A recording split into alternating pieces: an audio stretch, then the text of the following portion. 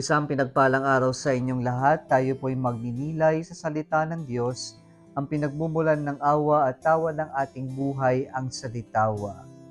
My dear brothers and sisters, one clamor in our society today is about freedom. And this is something good that we desire for freedom. But the problem is, how do we understand freedom? If we want to have freedom, let us first and foremost understand it in the lens of the tripod of each person. And what is this tripod? That each person possesses an inherent dignity, rights, and freedom. And these aspects of each person are inviolable, are sacred, they are meant to be respected and protected.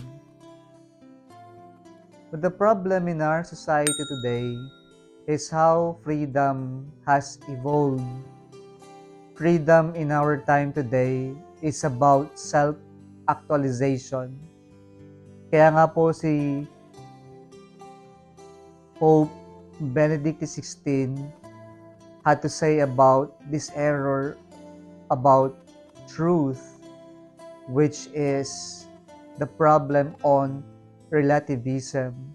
Truth has become relative, and therefore I am free to do whatever I want as long as what I do actualizes what I know, what I believe, what I am supposed to become. And that is the problem. And if you come to realize or try to understand this problem, it's not simply doing what I want. It's not simply doing what I am meant to do, what I feel, what is relative to me. But the problem here is like the sin that caused Adam and Eve to be expelled from the Garden of Eden, from the paradise. They wanted to be like our God. And so this is the problem of relativism, and this is the problem how we understand truth, that we want to actualize what we believe is relative to our understanding of who we can become. Kaya sa ating ebanghelyo ngayon, sinabi ng ating Panginoong Jesucristo, truth will set you free. And ito po yung freedom na binabanggit ni Jesus ay yung freedom from sin. And so, what really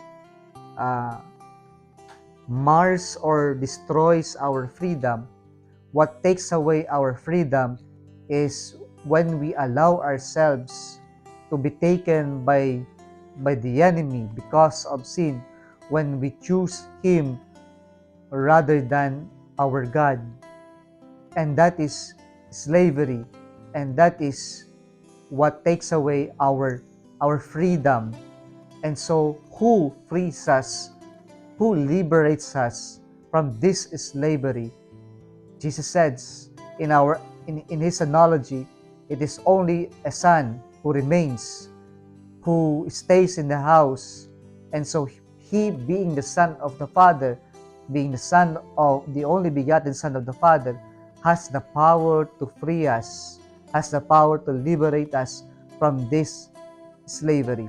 And so it becomes sensible, it makes sense when Jesus said, I am the way, the truth, and the life.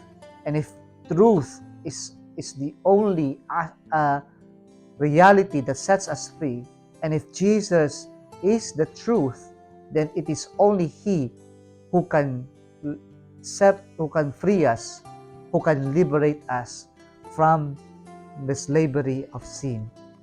And this slavery of sin is what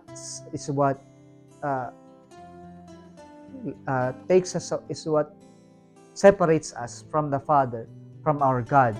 Kaya napakaalaga na makita natin na si Jesus lamang ang may kakayanan na makapagpalaya sa atin sapagkat siya ang bugtong anak ng Diyos. And so as we prepare ourselves in entering the Holy Week, ito yung matutunghayan natin ng bugtong na anak ang siyang magpapalaya sa ating lahat. Kung nagustuhan mo ang video na ito, huwag kalimutang mag-like, mag-share, at mag-subscribe sa Salita o Facebook page and YouTube channel. Muli isang pinagpalang araw sa inyong lahat.